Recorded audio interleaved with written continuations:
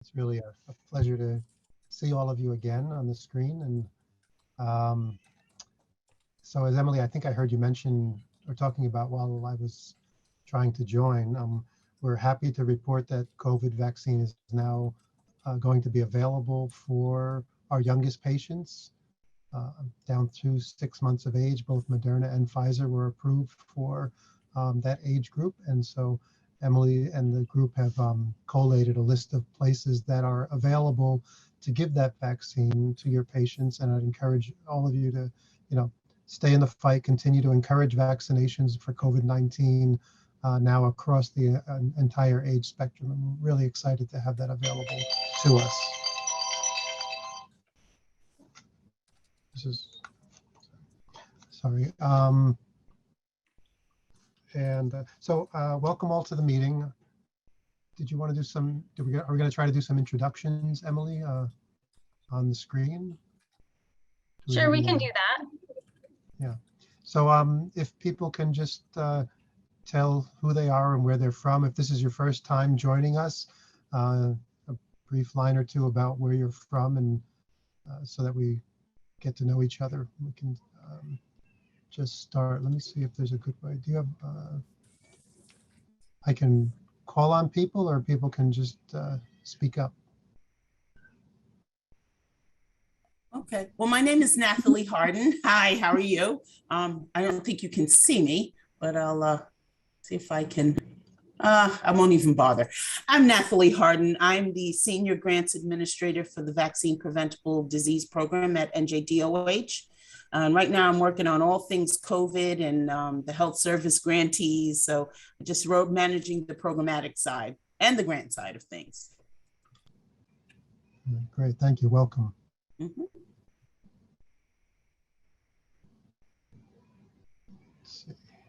Hi, everyone. This is Leanne Lowenthal. I'm with the Partnership for Maternal and Child Health. I'm the NJIAS trainer. Thank you. Hi, everybody. I'm Maureen Kuhn. I'm with the American Cancer Society, and it's great to see Jennifer Sway's face, and so happy to hear about your work. Thank you. I'm sorry. Hi, my name is Melissa Hart. I'm the program manager for the immunization initiatives at the Partnership for Maternal and Child Health.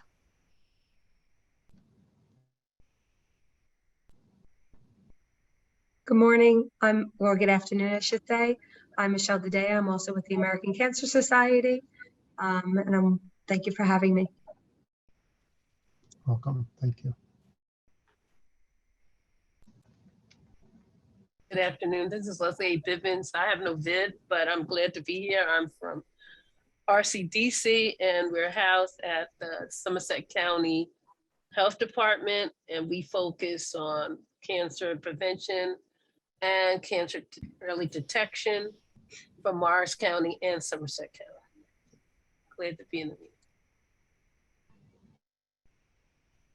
Thank you, welcome. Hi, I'm Jessica Bindo. I work for Union County Office of Health Management. I'm also the Union County Chronic Disease Coordinator, and this is my first meeting. Oh, good. Welcome. Glad to have you. Hi, I'm Alex Hoffman. I'm the coordinator of the Essex Mosaic Wellness Coalition at New Jersey Medical School at Rutgers. And on here, I think I have 4 of our CHWs and 3 of our medical students doing summer research with us. So, yeah. All right, thank you all for joining. That's great.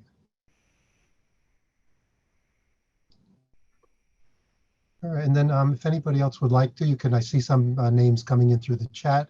You can introduce yourself through the chat. And we can, but welcome to everybody, especially to our new members. We're excited for the meeting.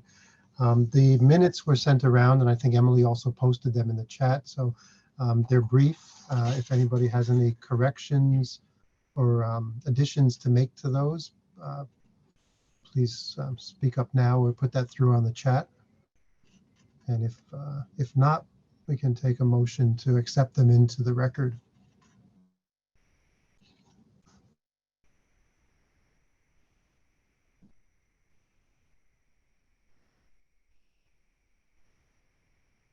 Would anyone like to make a motion?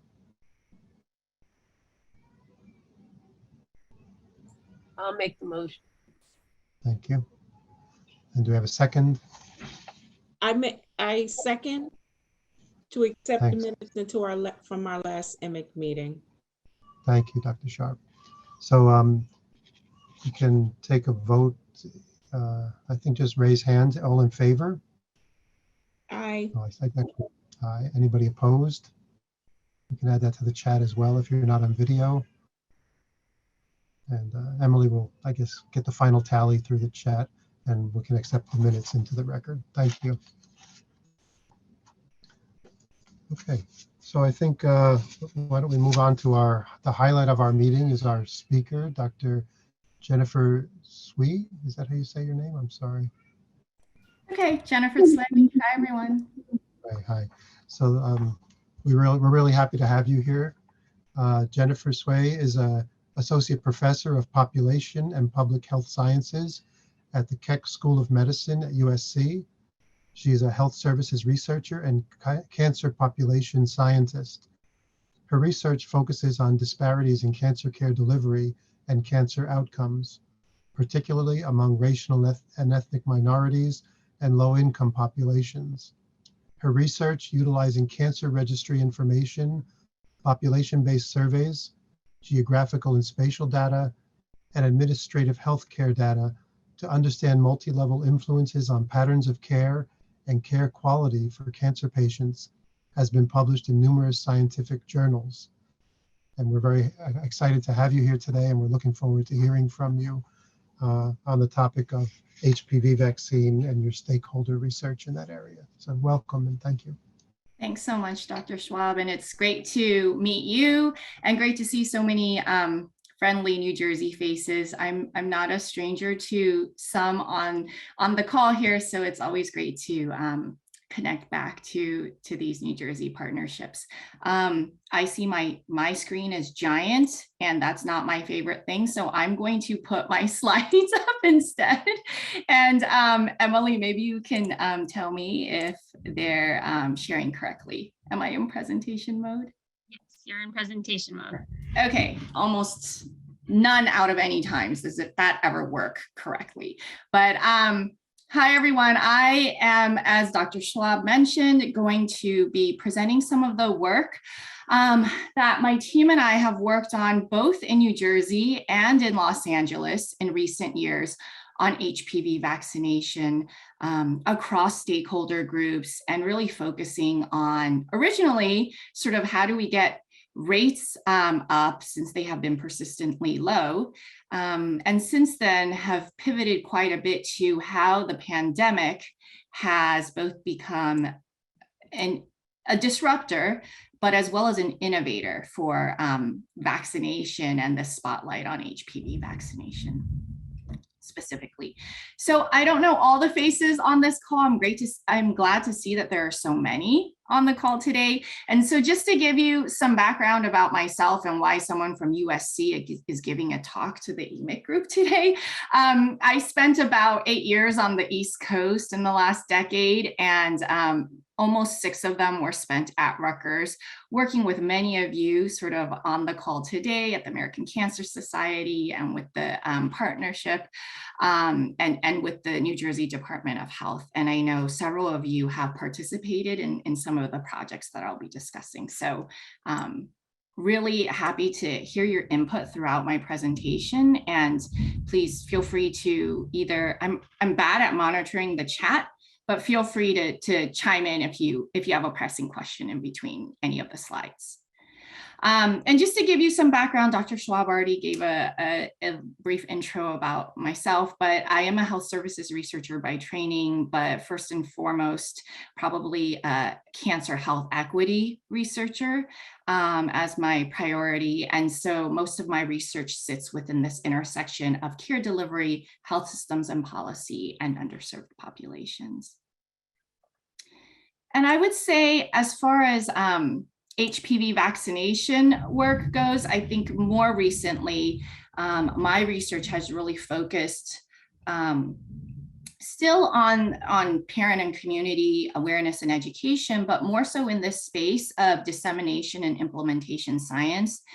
As many of you know, this vaccine's been around for nearly 2 decades. I always say I feel like my research career is constantly trying to step away from HPV vaccine work, but it's this problem that just isn't quite sort of addressed and resolved. And from a health equity standpoint, we still have some work to do in uptake. So I've moved a lot into this implementation science space, taking what we've learned over the last decade or so in intervention work, in policy work, in care delivery work to understand how do we get these effective strategies into communities and safety net settings where we know cervical cancer and other HPV associated cancer risk is high.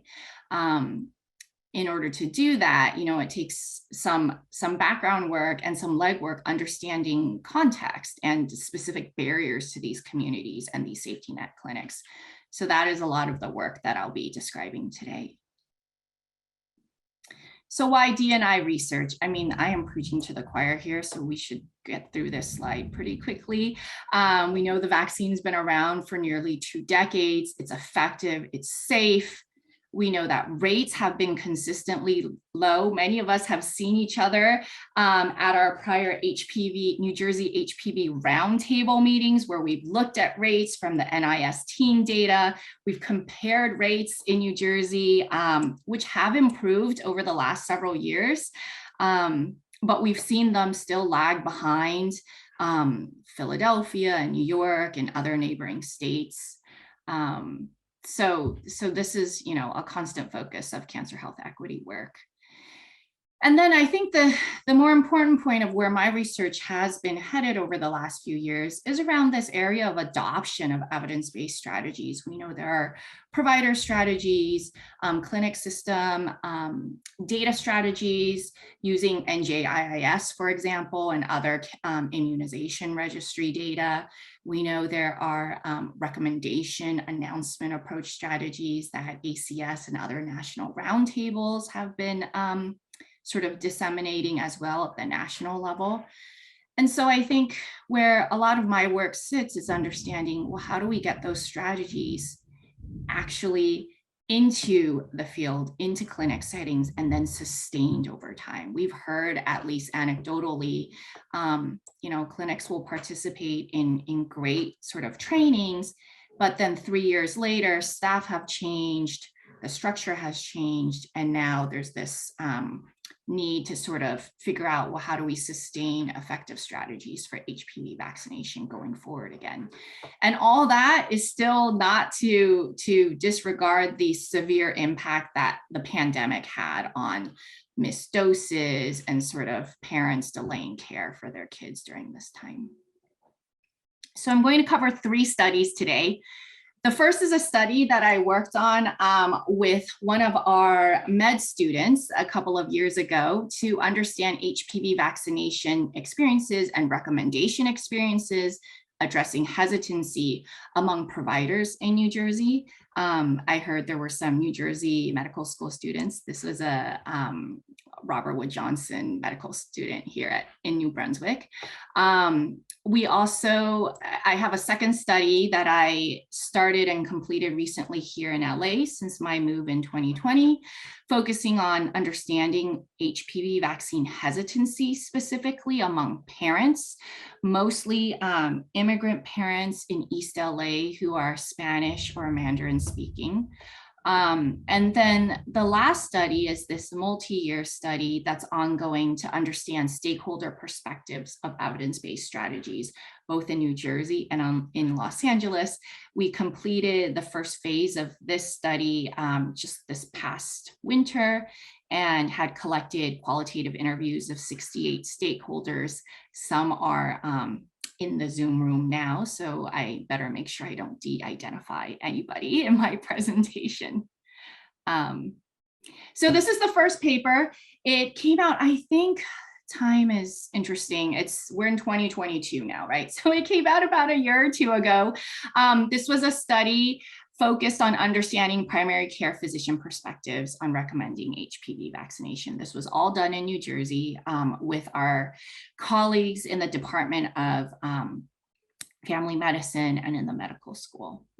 And I think if many of you have been part of this group for a while, one of my research team members, Bianca Anaforo, had previously presented on our parents survey. Emily, that might have been, oh, I don't know, pandemic time. 2019. 2019. I think so, yeah. Okay, and that paper has since come out as well. So I can also share these PDFs with you, Emily, to share with the rest of the group if they're interested.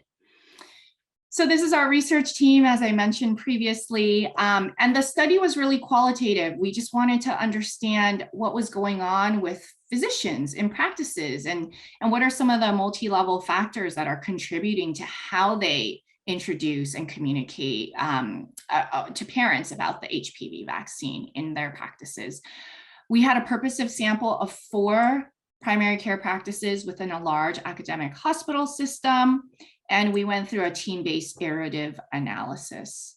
The paper, which I can share, goes into much more detail of the type of physicians that were included in the sample, which includes pediatrics, family medicine, some adult medicine providers. I think there were only 1 or 2 of them.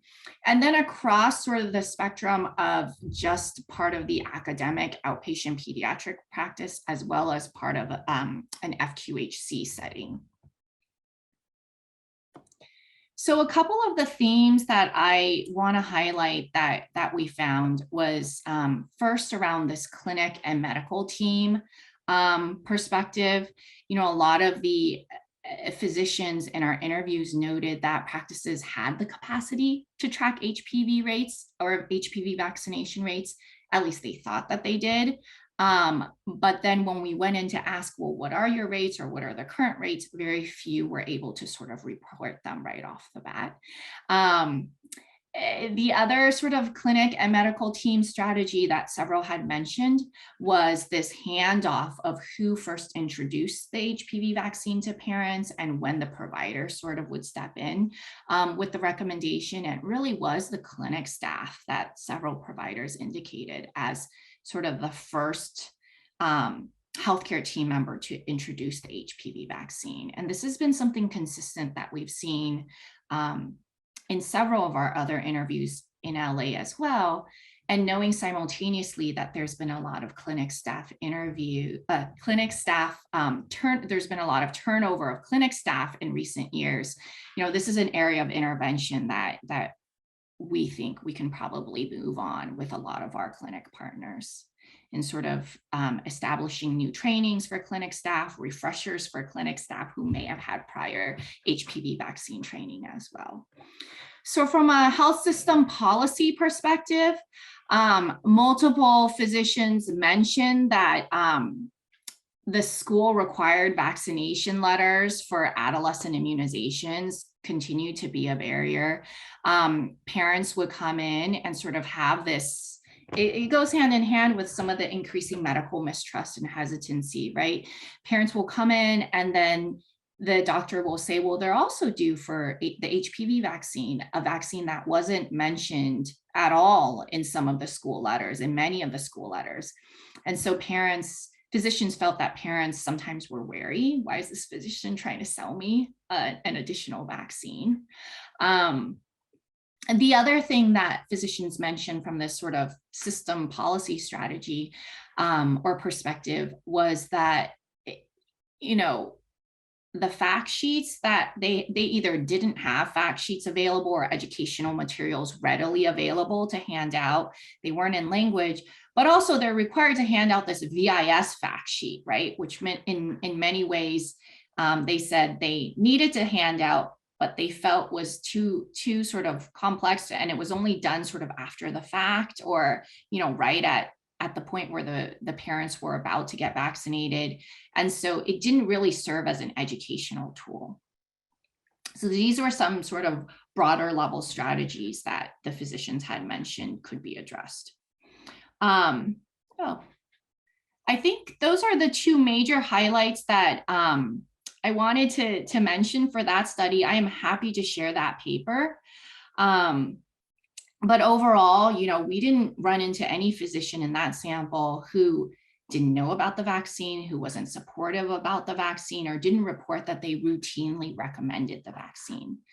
They did, however, tell us that, there's this sort of anticipation that there will be parental hesitancy, and this anticipation that communication required additional steps beyond what they would normally do for the other adolescent immunizations. And I think here, stepping away from a lot of the literature that already exists about parents and providers, we really wanted to highlight some health system and clinic team aspects, the ones that I just mentioned in previous slides, and also how these are simultaneously being impacted by misinformation, encounters with negative HPV vaccine information, this perception that the vaccine is optional because it's not in any of the formal school letters.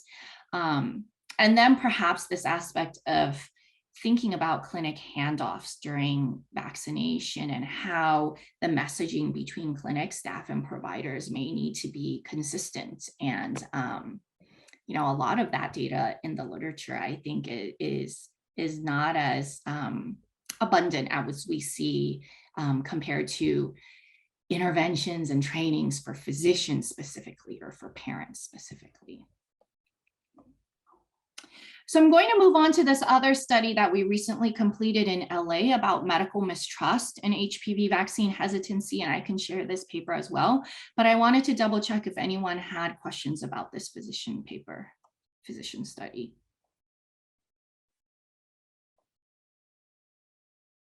I can't see hands. Am I missing, Emily, anything? No, nobody's in the chat. Okay. Shared a question, so. Okay, great. I'll move on. So the second study, which focuses on the parent level, was conducted here at USC. We started it in the fall of 2020. The entire study was done virtually with parents during the pandemic. And so the interesting piece about this is we did include some COVID vaccination questions, and are going through those analyses now to look at sort of the relationship between COVID vaccine intent and HPV vaccine hesitancy and sort of some factors around that. But to give you an overview of this study, we were one of 11 NCI comprehensive cancer centers that were funded to specifically focus on HPV vaccine hesitancy among parents in low uptake areas. Dr. Anita Kinney and Kelly Kohler, who are at the Rutgers Cancer Institute of New Jersey, were also funded with one. So I was really happy and excited to see that work would be focused on at CINJ. And so, that's another area where I think we can further collaborate and see how what we've learned from both studies might contribute to some next steps. I don't know if anyone from CINJ is on today, but happy to make that connection if this group hasn't connected with them before. So our research team really was a combination of our USC Norris Comprehensive Cancer Center, students who are bilingual, trainees who are bilingual in English and Spanish, and also Mandarin speaking. And then also this USC Neighborhood Academic Initiative, which I'll get into a little bit more. And that's really the base of our outreach and our relationship to recruiting parents to completing the survey and the focus groups. So the USC Neighborhood Academic Initiative really focuses on middle and high school students in South and East Los Angeles, which are mostly urban, low income, high proportions of immigrant families in central LA County. Most of the students in this program are first generation, and the Neighborhood Academic Initiative is an after school and weekend program to try to enrich their middle and high school experience to get them into college. We partnered with this group so that we could introduce the study and our purpose of the study, and then also eventually develop educational tools for parents who are also required to attend weekend workshops through this program. So in March of 2021, we fielded a red cap survey through the multi-language weekend workshop. The workshop is done in 3 languages simultaneously. So we had English, Spanish, and Mandarin Chinese speakers. All parents essentially qualified because they had some child that was between the ages of 9 to 17. And the surveys were done live during the workshop, so we wouldn't lose the parents, you know, into that virtual pandemic space where we never saw them face to face. Survey included your general HPV and HPV vaccine awareness questions, experiences with provider recommendation, prior receipt of HPV vaccine shots, and then this parental hesitancy scale that was previously used by Peter Szilagyi and others at UCLA. We added a few other questions around experiences and encounters with negative HPV and HPV vaccine information. We used Haley Thompson's group-based medical mistrust scale to measure medical mistrust with healthcare settings and healthcare experiences. That scale was previously used among, I think, Black and Hispanic communities for cancer screening. So we felt it was, you know, somewhat appropriate for this population, but we did not validate the scale with the group. We included parent acculturation, other parent characteristics, adolescent characteristics, and as I mentioned earlier, COVID-19 vaccine intent. At the time of the survey, the adult, and I think the 16 and older COVID vaccines had been approved, but the 12 to 15 age group had not yet been approved, and the 5 to 11 definitely came much later. So a lot of the questions were around intent and not if they had already received it for their child. This is the scale, and I can share the Peter Szilagyi paper as well. If some of you are interested in these hesitancy scale items, many of them are around sort of reliable and trustworthiness of HPV vaccine information, how the parents sort of generally do they generally follow their healthcare provider recommendations, how they perceive the importance of getting their child the vaccine in terms of you know, how important it is to the health of their community. And these were translated in the other 2 survey languages as well. We didn't see actually a big difference between the mean hesitancy scores across survey languages. So for all parents combined, you know, this was the mean score of hesitancy. Spanish and Chinese parents had slightly higher hesitancy, and the English survey parents had slightly lower hesitancy, but I'll show you some adjusted analyses in later slides. This is really busy. This is just the distribution of each item and how the total sample agreed with each of the hesitancy items. But just as a summary here, 50% of the parents somewhat agreed or strongly agreed that the vaccine has not been around long enough. So this newness of the HPV vaccine, this aspect in 2021 still exists, at least in this group of parents. And then 60% of parents somewhat agreed or strongly agreed that they were concerned about side effects. So it's the same 2 that I think many of us have, you know, been aware of, the same 2 items, sort of newness of the vaccine and then concerns about side effects. When we looked at HPV vaccine initiation by their hesitancy scale, it's as expected. Parents who reported sort of higher hesitancy scores had lower, their adolescents had lower uptake. There was a 30% of parents who reported high HPV vaccine hesitancy had the shot, at least 1 shot for their child, versus 50% among parents who had low hesitancy. This really played out in the English-speaking parents, not so much in the Spanish survey parents.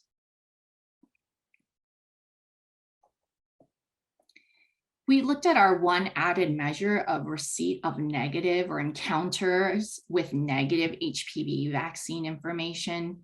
And again, we saw, oh, this should be yes, no, but we saw that, you know, those who had encountered negative HPV vaccine information, the blue should be yes, had lower HPV vaccine uptake. And then this relationship between medical mistrust and HPV vaccine hesitancy. Again, those with higher parents who reported high HPV vaccine hesitancy also across the board in each of the languages had a high average medical mistrust score.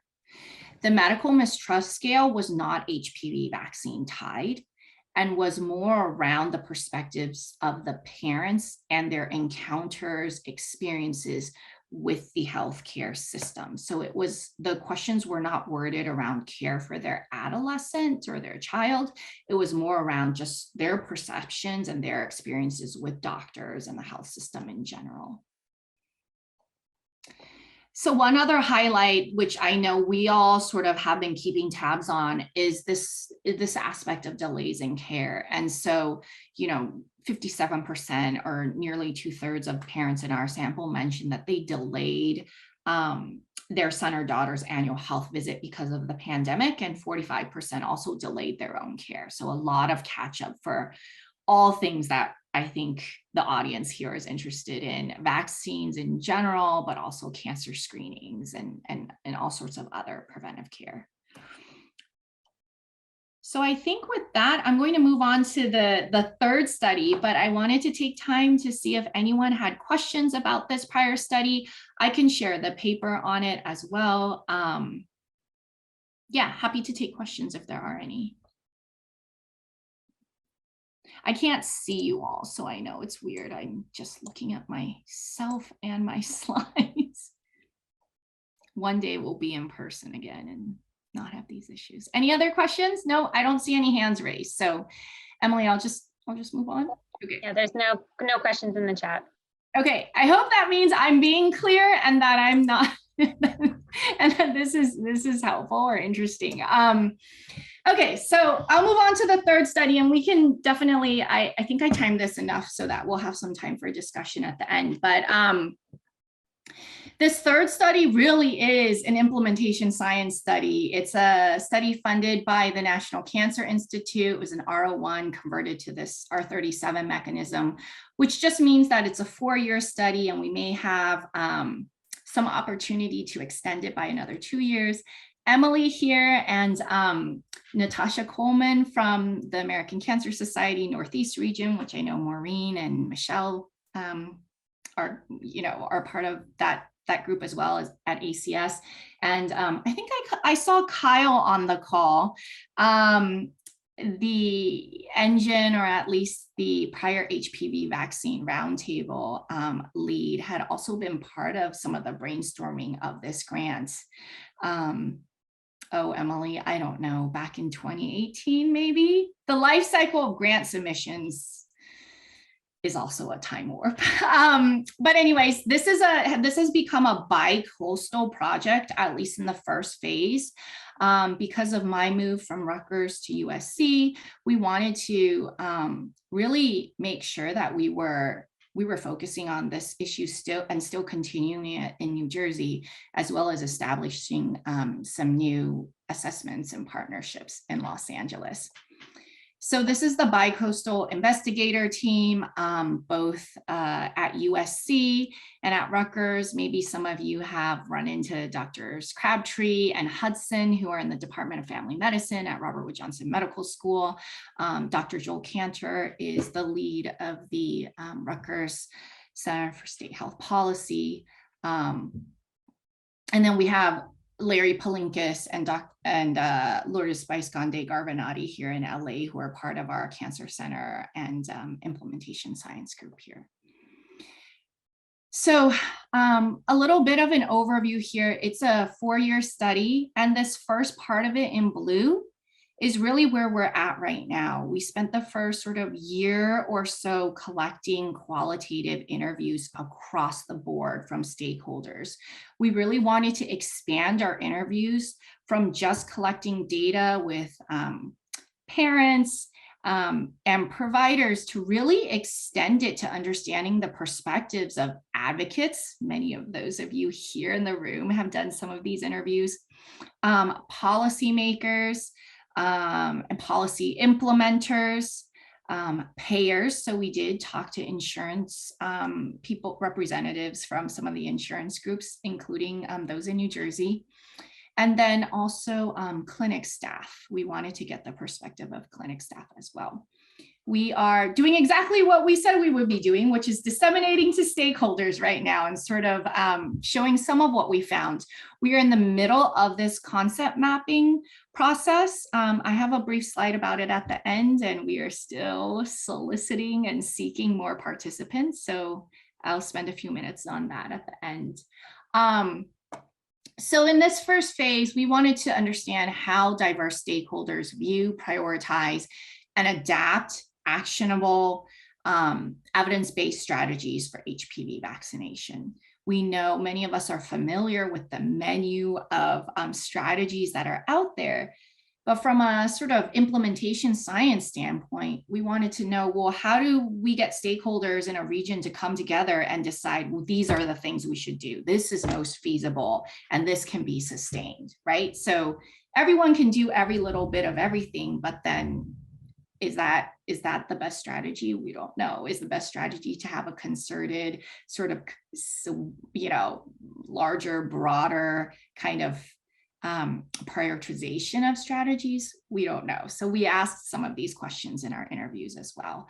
And the whole sort of phase 1 of this study was guided by the practice change model. We wanted to understand the motivation of stakeholders, what resources were available for change for HPV vaccine strategies, what were the outside motivators, pay for performance, incentives from insurance companies, metrics, many of those were raised. And then what are the opportunities for change? And COVID as a major disruptor, but also a shakeup and an innovator of how do we deliver vaccines in general, has been highlighted as one of these opportunities for change in this 4th quadrant right here. So when we started out with the study, we really were focusing mostly on the National HPV Vaccine Roundtable strategies that were listed, some that have been published in the Community Guide and other professional organizations.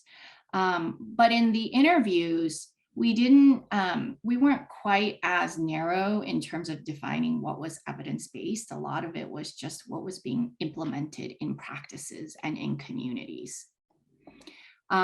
These are all the different stakeholders that we aim to get. In the end, we ended up getting an N of 68 qualitative transcripts from in combination of both LA and New Jersey, included all of these groups, as I had mentioned previously.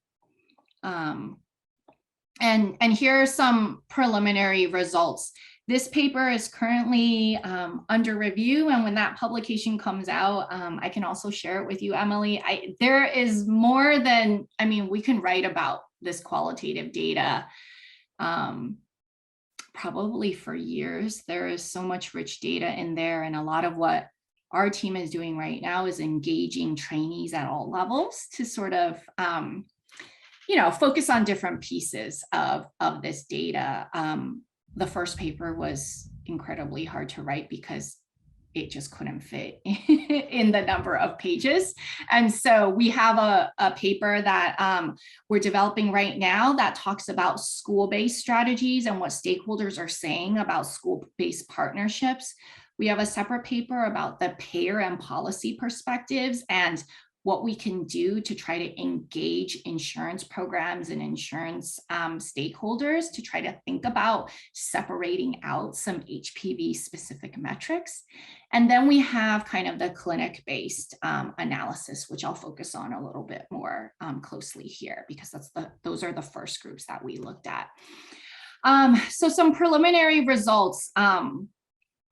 In LA, but also in New Jersey, we had found that clinicians and health system leaders had identified challenges with accessing the state immunization registry. So both NJIIS and CARE, the California Immunization Registry here in California, have some bidirectionality issues in certain settings. And so that was one of the key kind of infrastructure aspects that were raised. The second piece, in New Jersey specifically, clinicians had reported that they needed more educational materials, and they needed to train their nurses and their other MAs to overcome parental hesitancy. So sort of communication training extended to the clinic team, not just providers. And that's a direct sort of kind of nicely aligned finding from our provider study that I shared a couple slides ago. And then I'll say from the advocates, more than one had reported that really engaging with clinics and getting clinic buy-in was important, but that there needed to be this partnership and the support of resources externally to get clinics to move the needle a little bit. And so figuring out, how to make that sustainable, I think is really sort of the next step. How do we take some lessons learned from these advocacy clinic partnerships to then figure out how do we bring that to scale at the state level? How do we disseminate those partnership structures to then figure out, right, how to keep it going moving forward, rather than being sort of very targeted, specific standalone projects and initiatives? In both LA and New Jersey, and I'd love to hear more about this from the group at the end, we've found that this movement towards an age 9 recommendation has support and has some barriers. Definitely many stakeholders in our interviews had said that they were supportive of this. They think that, this is something that can improve initiation rates and help to complete the series later on. However, we had some clinic staff mention that it just doesn't align with some of their target populations, right? It's hard to get kids at age 9 in, especially if they're an adolescent targeted program. We've had a lot of school-based programs tell us it's hard to reach that age 9 population. I mentioned this earlier, both states mentioned that the pandemic was a challenge, but also especially at the local policy level, county level, a lot of this health department levels have mentioned that the pandemic has also sort of opened their eyes to other ways for vaccine delivery, weekends, vaccine fairs, vaccination drive-throughs. And so we're hoping, at least with the coalition that I engage with here in LA, figuring out how to translate that into perhaps other adolescent immunization opportunities. So some next steps, I want to make sure we have time. So some next steps, we're moving into the clinic next. Our qualitative interviews are done.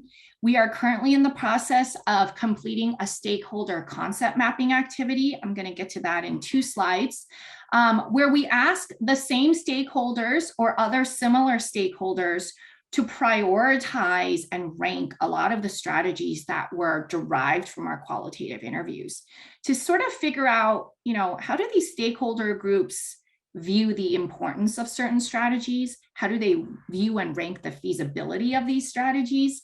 And then how do we sort of reconcile the differences of those perceptions across stakeholder groups to get to the next level of where should we move the needle, and what strategies could we or should we use in these regions? Following that is where we'll be doing some clinic-based demonstration studies. This piece is currently going to be done in Los Angeles with a large multi-site clinic system here in LA, but I would love to see this also replicated in New Jersey, figuring out how we can then adopt what we learned from phase 1, the interviews and the concept mapping, into the field, into clinics, and really study how do clinics in these strapped resource environments figure out what is feasibly possible and how do we sustain that moving forward. Other sort of what's next to-do lists are, how do we apply lessons learned from HPV vaccines to COVID or COVID to HPV vaccines.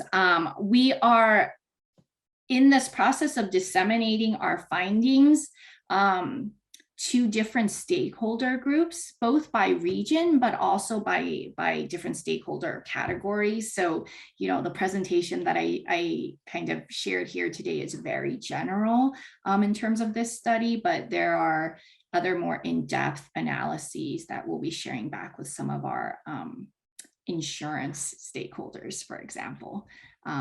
So that's sort of what's next. And then I would say the immediate next is we really want to finish this concept mapping activity. I know a few of you on here have been politely bothered multiple times to complete this. It's a quick online self-paced activity where we do exactly what I just mentioned. We sign you up, and then we have a list of HPV vaccine strategies.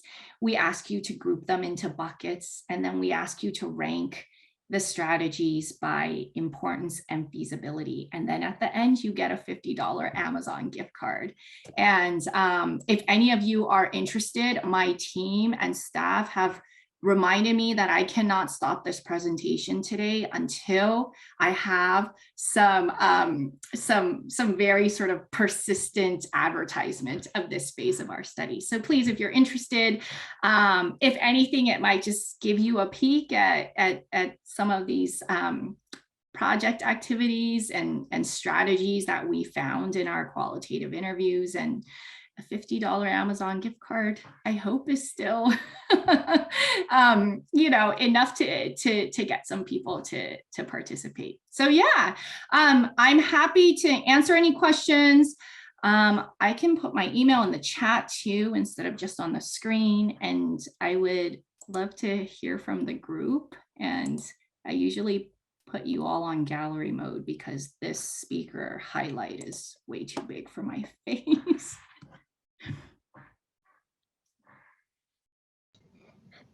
Thanks. Thank you. Yeah, thank you, Dr. Sui, for that fantastic presentation and the fantastic work you're doing around HPV vaccine. It's all really very exciting.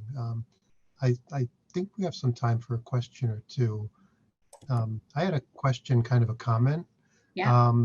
Do you include IT people as stakeholders in this process? Because I think one of the things that came up in each of the presentations was how does the EMR and the registry provide good information? How do they integrate? How do we find out what our numbers really are? Yeah. And how can we help with that going forward? Yeah, that's a great point. We did in our clinic leaders group include some QI staff and leaders. We did not include anyone from IT specifically in the phase 1 part.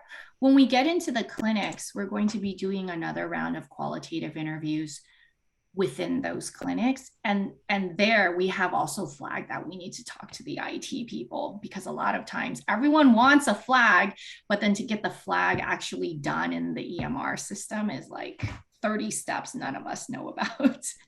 I will say, aligned with that question, we did, I think, in each state talk to somebody that was related to, or at least part of, the health department. And I don't want to de-identify anyone. So part of, or at least familiar with the immunization registries, because a lot of it was also this, we'd love to see our NJIAS data or our care data, but accessing it or the delay in accessing it is hard. And I know that Emily and others at the partnership have done other projects where you've accessed the data for them, right? Is that right, Emily? And that actually was highlighted as, this is what we need. We need here's an example of an external entity of the clinic facilitating the resources needed to actually get there. So my point being, to answer your question, I think it's the internal IT people as well as the state immunization registry that we, I'd love to see some more brainstorming around how to better connect, how to make the data more accessible, maybe training for clinics as well, and in partnering with the registries. Yeah, and I think it becomes even more important as you talk about expanding, maybe delivering vaccines in other sites, where then how does that get communicated back to the medical home so that it's yeah. I think there's 2 comments in the chat. So do we have time, Emily, to take 1 or 2 questions?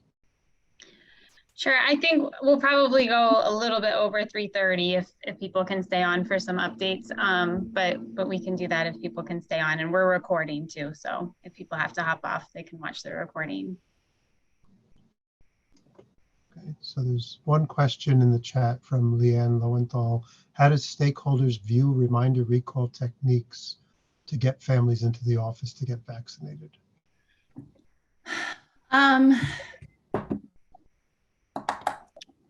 I think one thing that, oh, did I interrupt someone? No, okay. When we did these initial stakeholder interviews in spring of 2021,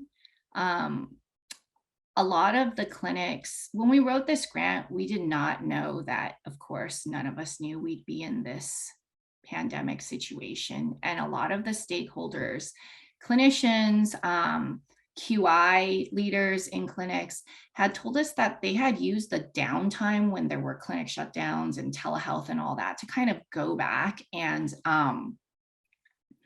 look to see, who was missing a dose so that they could remind parents. Providers, interestingly, I would say across the board, all felt very enthusiastic about the vaccine and did not indicate that they needed to be reminded to introduce the vaccine. However, similar to our New Jersey provider interview data, very few knew their exact rates if we did ask them.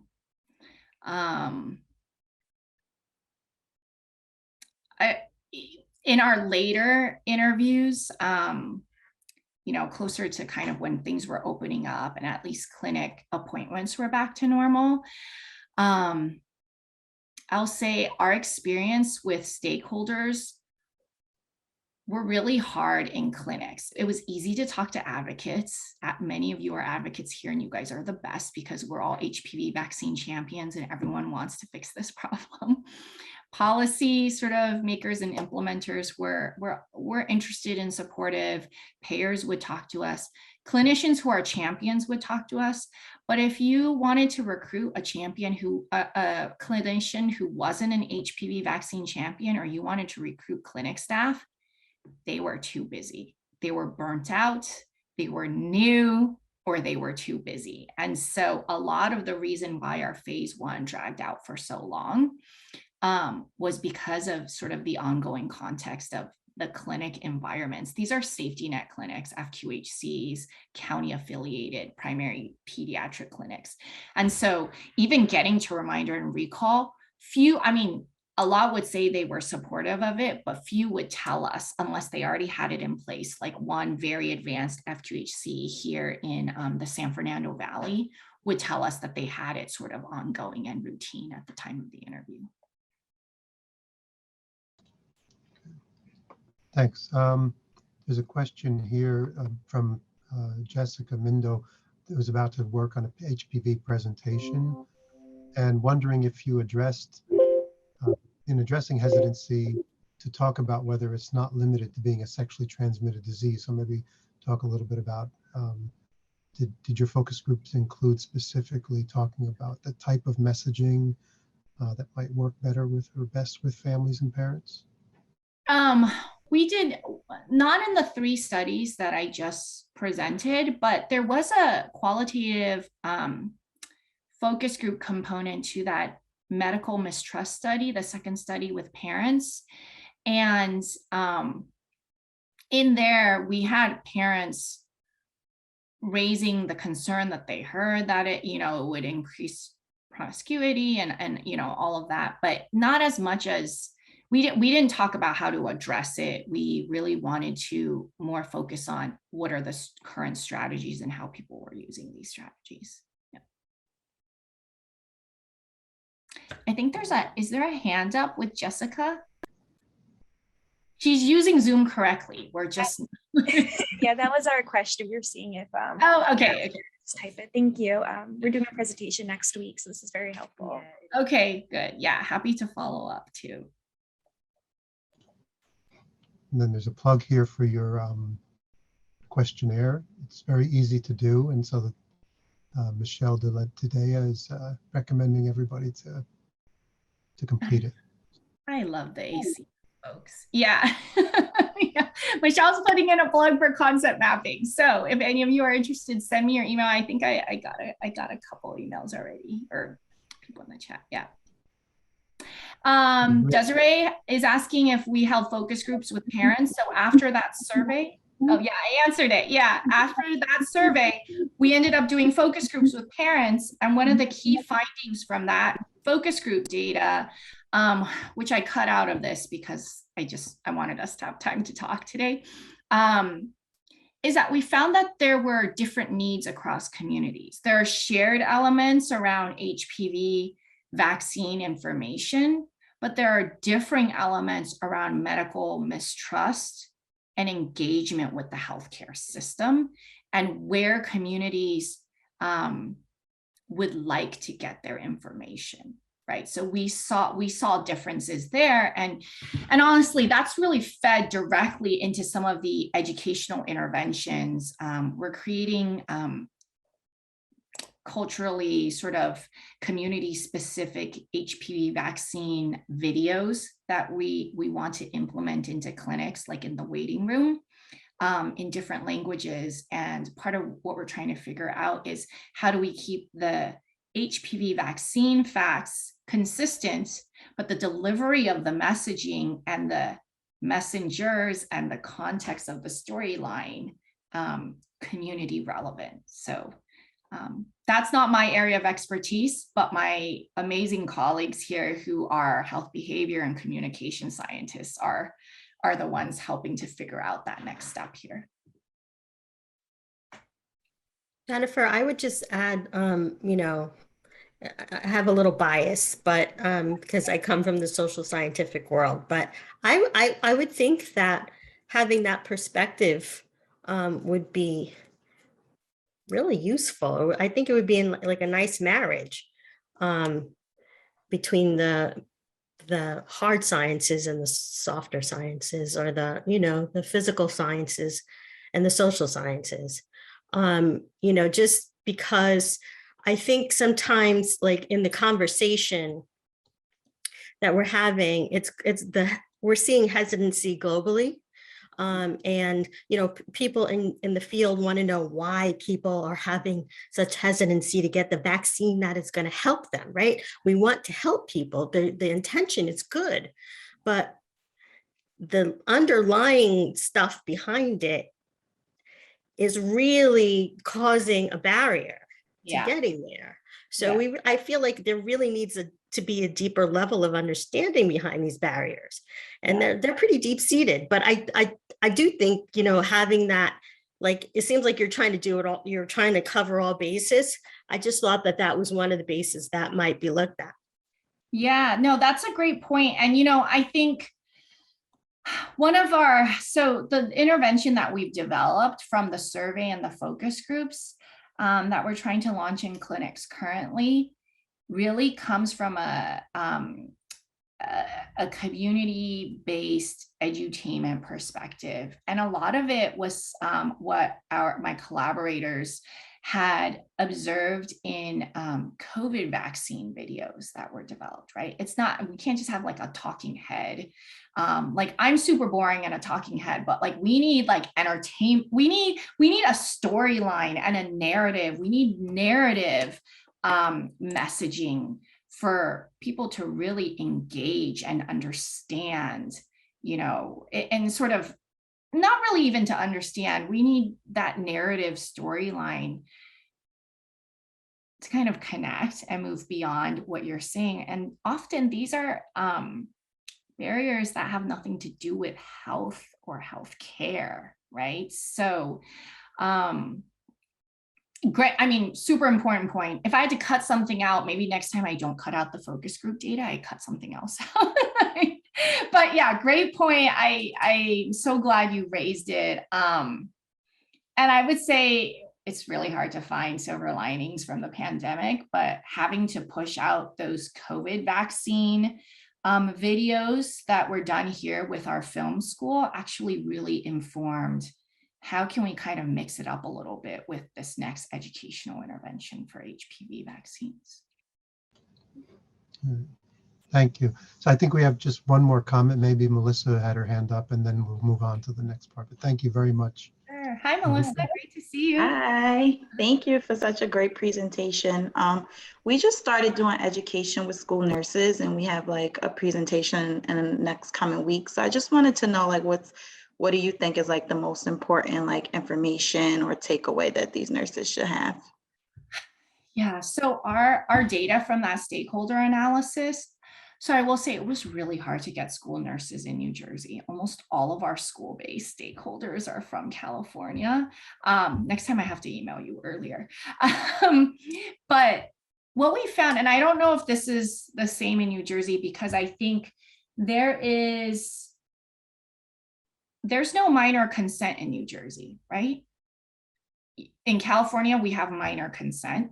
And then these clinics, these school-based nurses that you're working with, are they funded through any reproductive health type focused grants, or are they funded through just general primary, you know, preventive care? Nothing, school-based education? Don't know, maybe. Okay, so the reason I asked, we're doing some outreach with high schools as well at the EPWC, and most of the school nurses are, you know, their staff positions through the local Board of Education. Okay. So what we learned from California was that it's the school nurses and the school clinics were really into figuring out how they can deliver the HPV vaccine through their clinics, because we have minor consent here. And so, you know, that's feasible in California.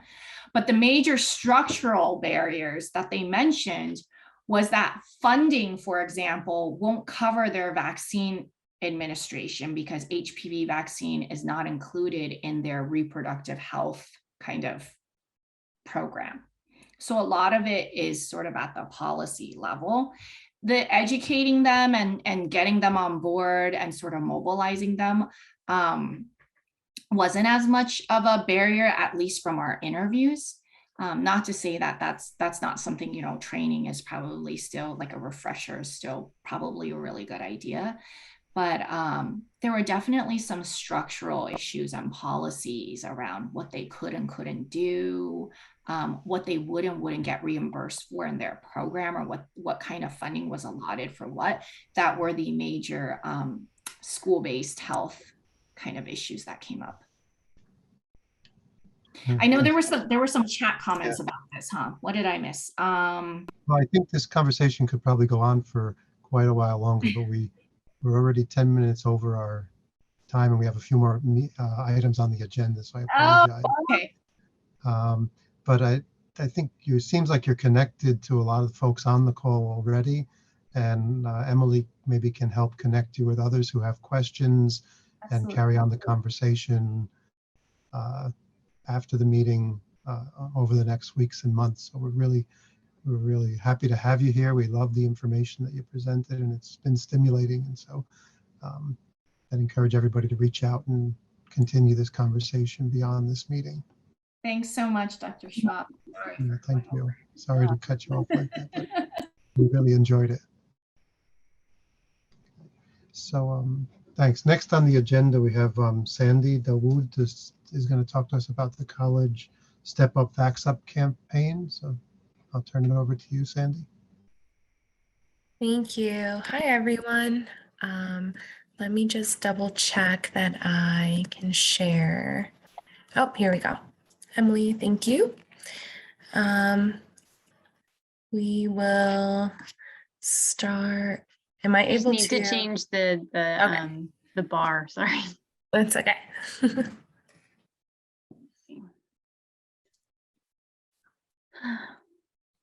Trying to move the Zoom bar so that I can. There we go.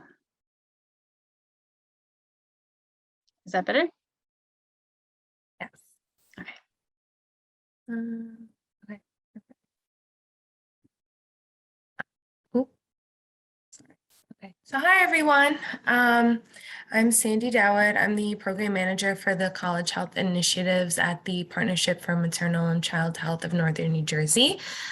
So just some updates on the Step Up, Vax Up campaign. It's a statewide initiative to promote peer-to-peer COVID-19 education through digital content creation. And we're funded through the New Jersey Department of Health. Our target population is college students in New Jersey, undergraduate and graduate. And our goal is to increase COVID-19 vaccine awareness, increase vaccine uptake, and decrease vaccine hesitancy for college students.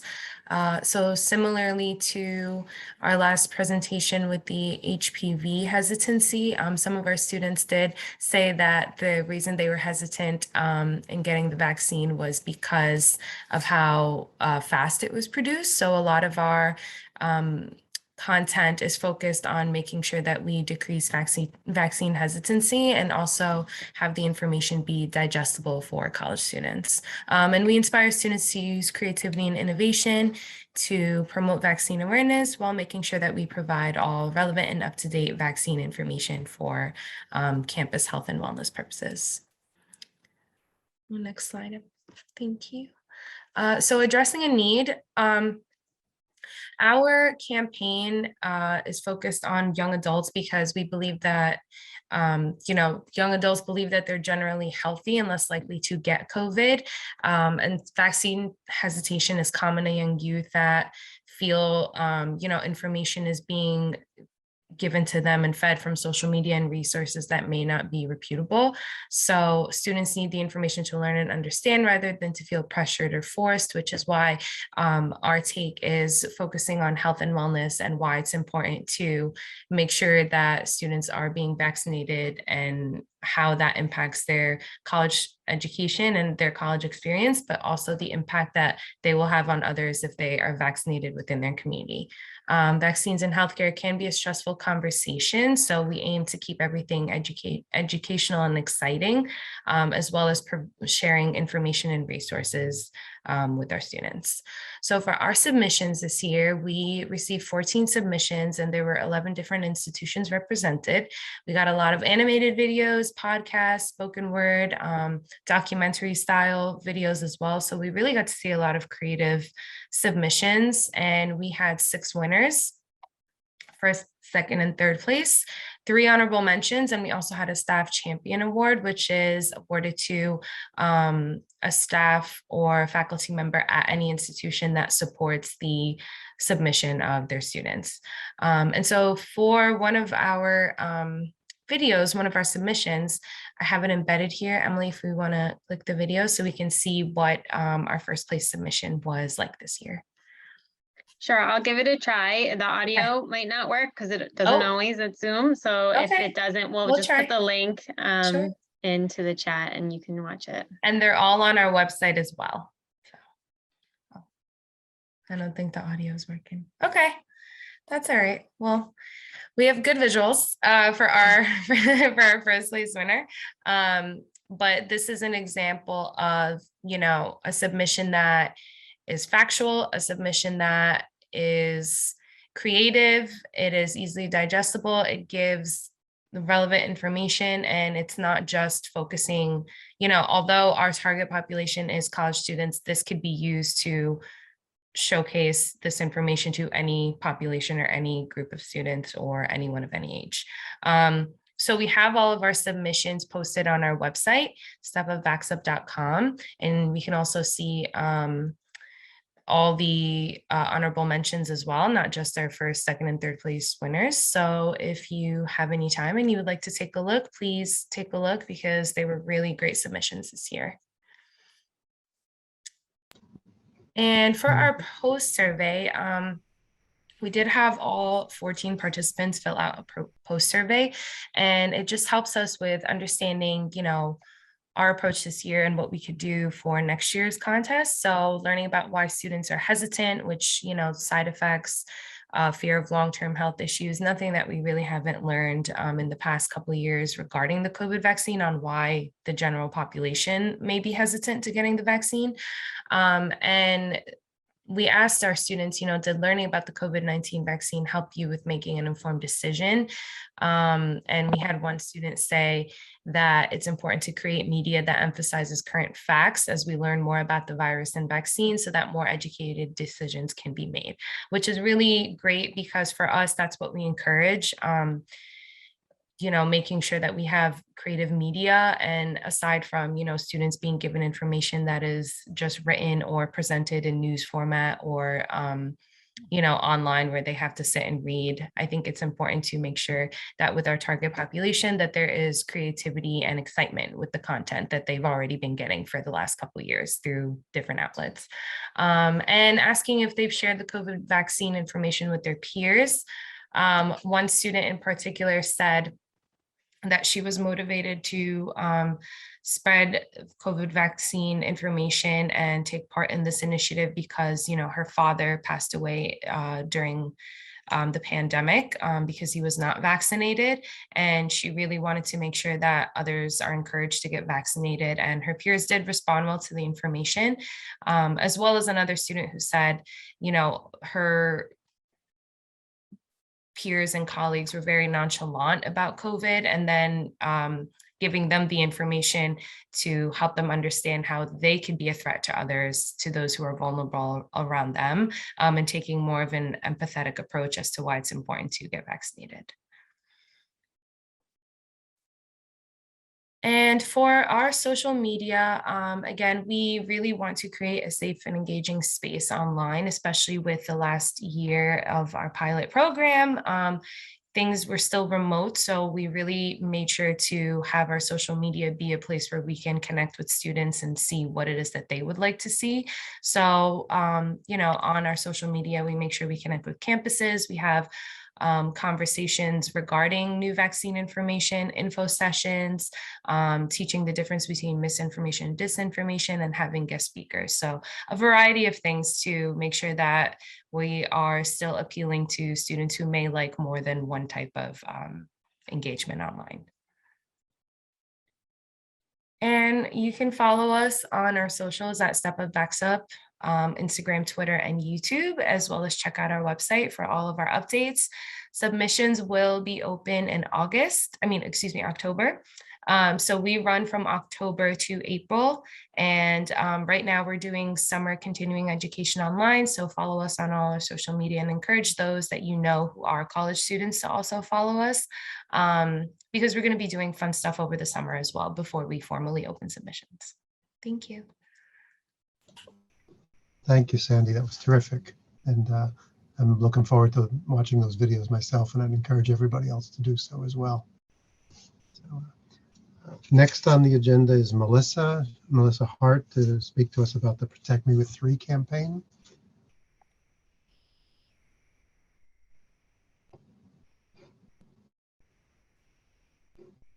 Yes, hi everyone. My name is Melissa Hart. I'm the program manager for the Adolescent Immunization Initiative here at the Partnership for Maternal and Child Health. So I'll just give you some information regarding the Protect Me with 3+ contest. So it is an annual poster and video contest for middle and high school students to spread awareness on the importance of adolescent vaccines. And it's the collaboration between a partnership and the New Jersey Department of Health.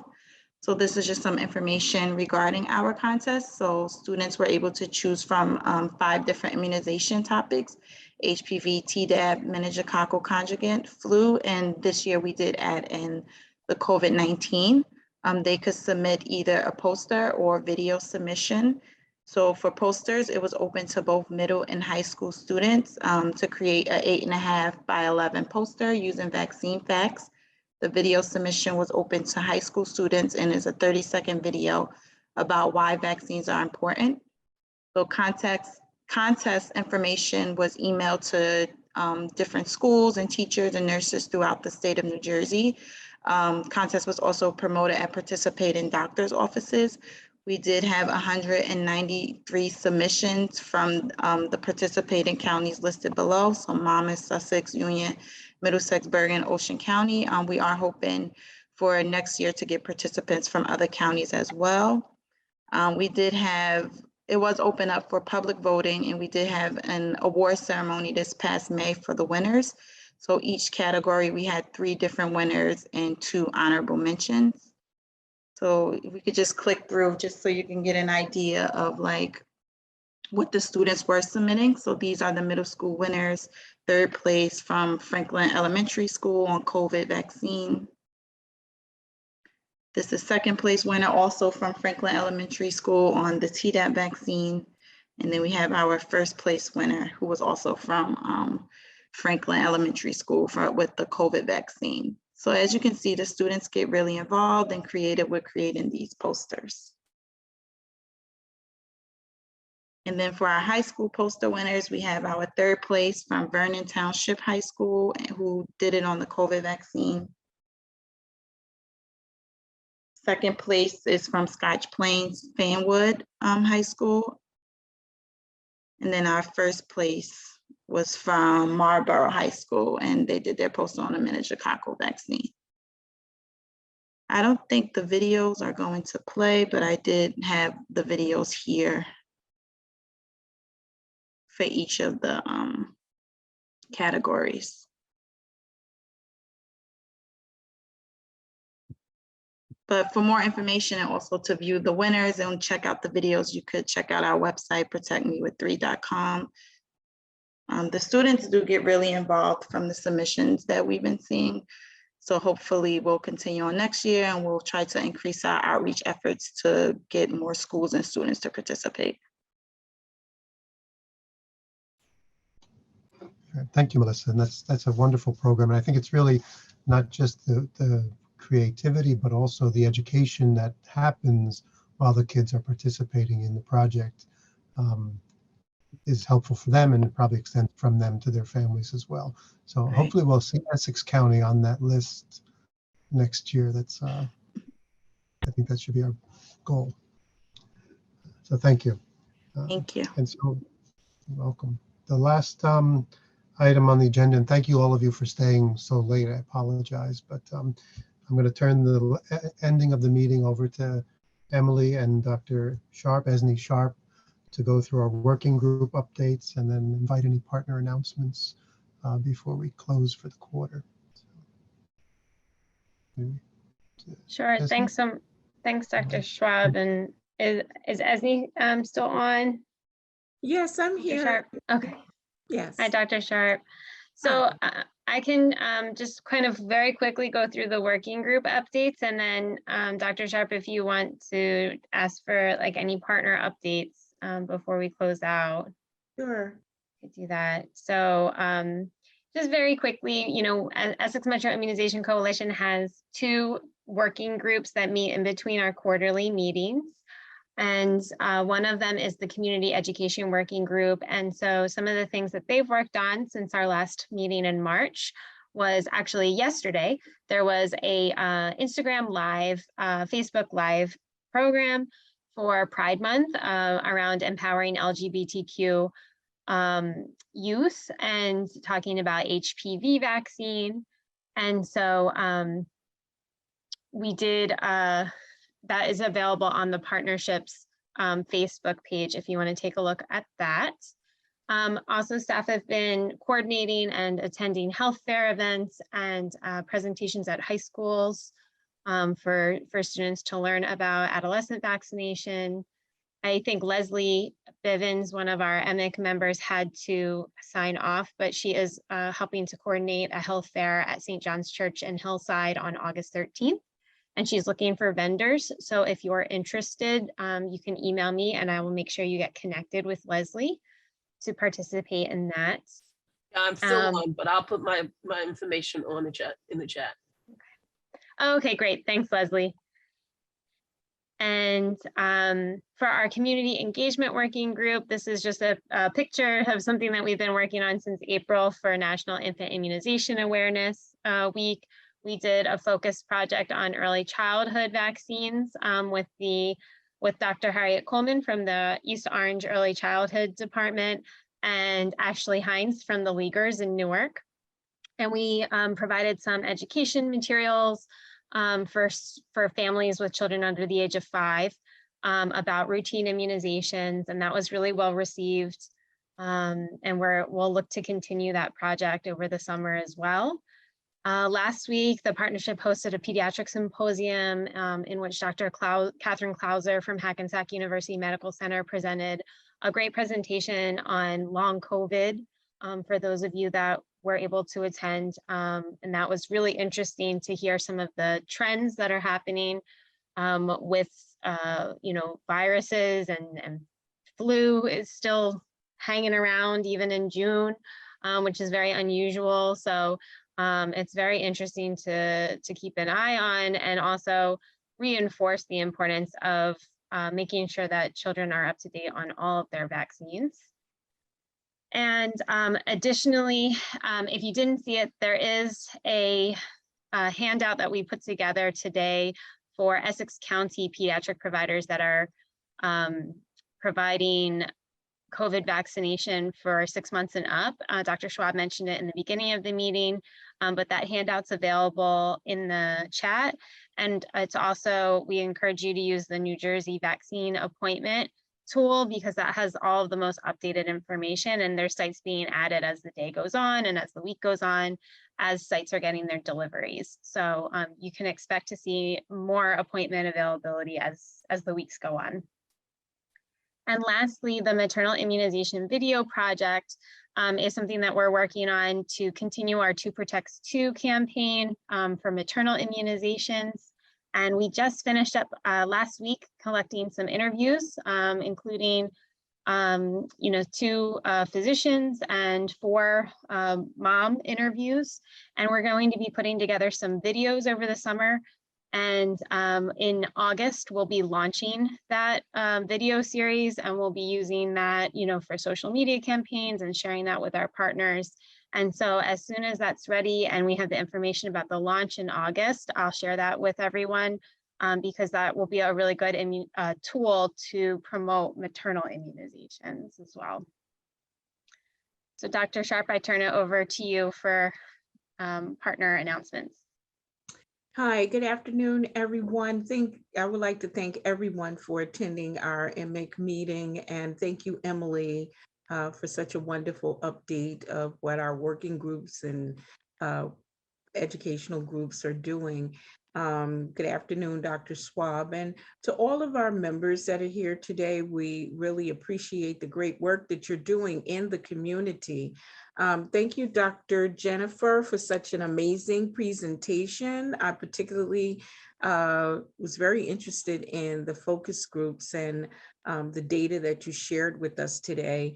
So vitally important. So does any of our members have any announcements just to share with the group briefly, some things that are going on at your agency or that you are doing that could be good for other members here to hear about or to participate in? Any announcements, quick announcements? Hi, this is Leanne from NJIIS. Glad to see everyone here. Hi. So just a reminder, if you have any new staff that needs access to NJIIS, either to enter data or for read-only access, all of our trainings are on webinar format. You can go to the NJIIS homepage to access our new user forum, our webinar enrollment, or for all NJIIS inquiries, you can always click the submit a request button to open a ticket. And I will echo what Emily said, the under 5 vaccine situation is changing by the minute. I'm getting all these emails about community vaccine pop-up clinics. So definitely check your county's Facebook page as well, because they are having vaccine clinics as well. So, and always reach out to the partnership if you have questions about that. Thank you, Leanne. Anyone else? I kind of talked about it before, but we're doing 2 HPV presentations next week for parents. The first one's going to be with the YMCA, and it's open to anyone. And you don't have to be a YMC member to participate.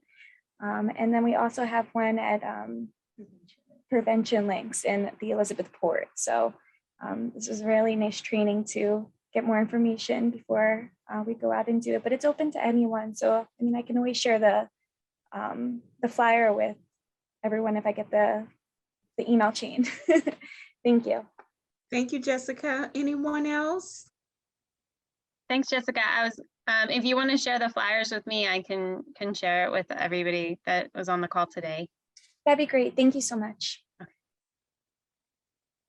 Wonderful. Anyone else? Any of our other members? Going once, going twice. Okay, if there's no more updates, again, we thank each and every one of you. We welcome you to invite others to our coalition meeting. And if they need information on previous meetings, they can always reach out to Emily and the EMIC office. And so goodbye, everybody. And Dr. Schwab, should I turn it back over to you now, or Emily? I think you said it all, but thank you. Thanks everybody for attending, and this was a wonderful meeting. Thanks again, Dr. Swee, and looking forward to seeing you all in 3 more months.